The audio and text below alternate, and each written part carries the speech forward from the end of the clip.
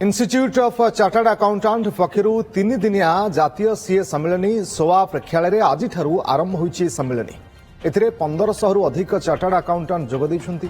विकसित भारत 2047 को नहीं अनेक आलोचना करा जाउची। विशेषकर भारतर अमृत काल रे सीए मानकर अवदान उपरे पुंखानुपुंख भाव में आलोचना होउची। एथिसह संशोधित टिकस उपरे मध्य आलोचना होउची। यह होउची एशिया महादेशर सर्वबृहत सम्मेलनी। एथिरे मुख्य अतिथि भाव में उपमुख्यमंत्री केवी सिंहदेव, सम्मानित अतिथि भाव में भुवनेश्वर सांसद अपराजिता षडंगी, वरिष्ठ चार्टर्ड अकाउंटेंट राजीव साहू प्रमुख मंचासीन थिले।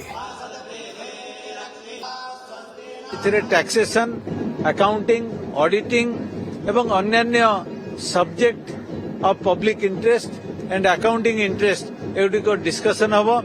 प्राय 1500 पाखापाखि चार्टर्ड अकाउंटेंट एथिरे योगदान करिवे।